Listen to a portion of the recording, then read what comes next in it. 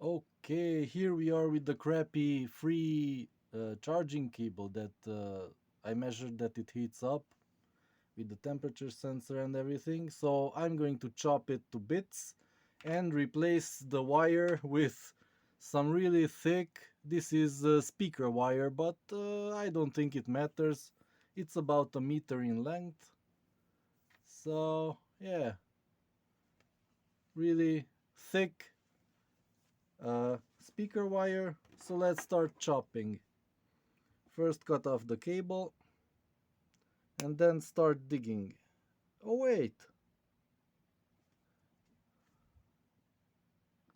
Oh yeah, that's fine. Those are the two thin wires. I just thought they were in the sides and they are in the middle. Yep, they go in the middle.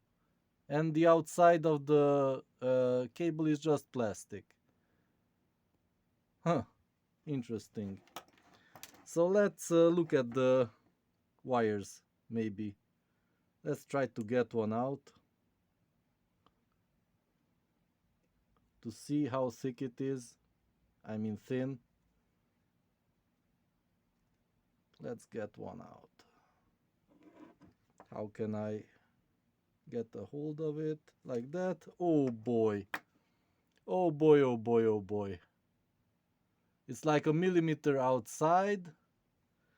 And it has one, two, three, four, five, six, seven. It has 7 strands. And that's what you give with that's what you get with a power bank that needs to handle 1 amp.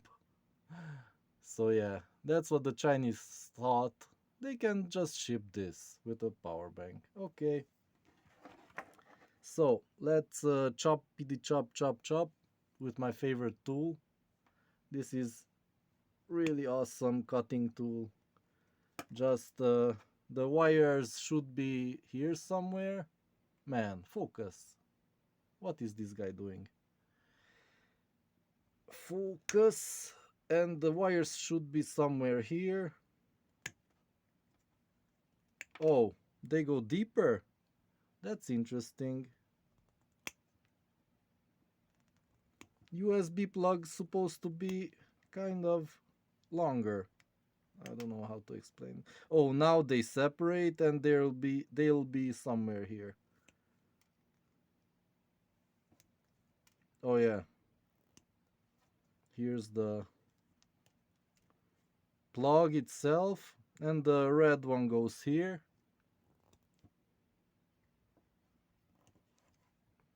Yeah, let's get the whole thing off. This annoys me. Hey! It jumped. It jumped right at me. I had to shoot it. Sorry. Come on. Yeah. So this was the red. And the other one is the black. Yeah, and the plug, now I see it. It doesn't even have the middle contacts. Just the two on the sides. Okay, so I can solder here. And let's see the smaller plug.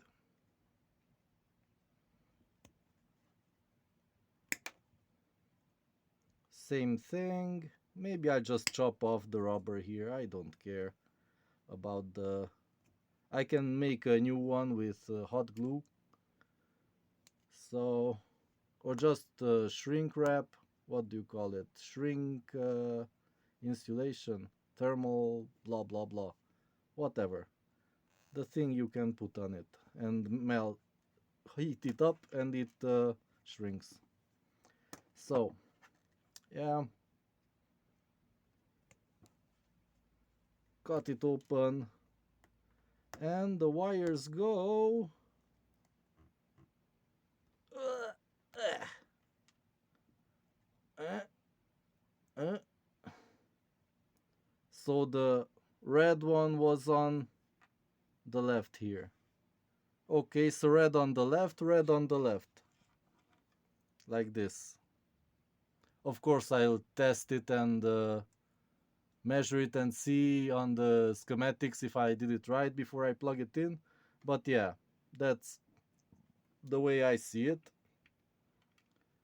And the plug is... I can pull this out? What? Can I? No. Oh, it's melted. But you allegedly can pull out the middle contacts with this lighter color plastic. So yeah, that's kind of nice. Let's just zoom in a bit to show you. No mystery here, just analog stuff. You connect the red wire to red wire and the black wire to black wire. So let's get chopping. We have a... oh boy, this is thick. Compare it to the... oh boy, what we had before. So yeah, this will be interesting. Yeah. So if you want peace of mind that the cable won't act as a fuse, then you put in some really nice thick wire for your cable, and hopefully the plug was designed to handle it. I don't know if they can cheap out on the materials in the plug to make a cheaper plug that can only handle 0.5 amps or even less. I have no experience, so this is just testing. You learn by trying. And yeah, I will measure the charging speed with the charging speed measurer. So yeah, you can pretty much close this video now, because I'm just gonna solder it to the solder the things where they should be soldered. And yeah, the test will be in a separate video. Just cleaning it off like a barbarian. You shouldn't use a cutting tool to remove the insulation, but yeah, this cable can handle like 4 amps, I believe. It's really thick. It shouldn't have problems even with 10 amps, maybe. Maybe just 4 or 5 or 6. Yeah, let's call it 6 amps.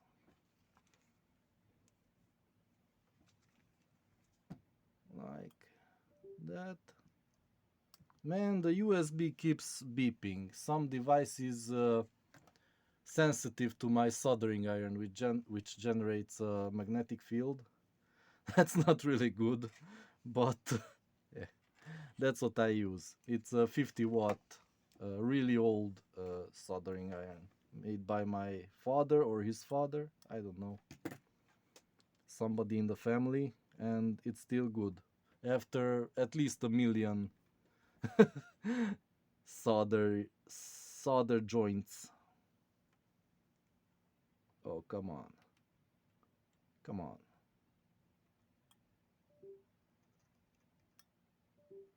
Oh, the old strands are there. Hope they don't short out something. But this is solid. Let's put some more solder to the other one. It doesn't have to be perfect, just to handle 2 amps. Max. I don't think it will go up that high. I'll be satisfied if this cable handles 1 amp. If it goes up to 1 amp, it's fine.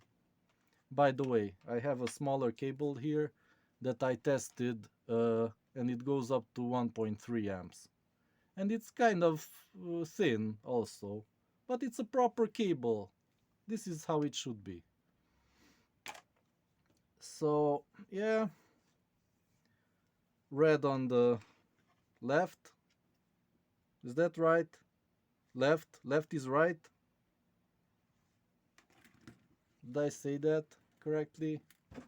Let's see. More solder. And yeah, maybe this will burn my hand. I don't care.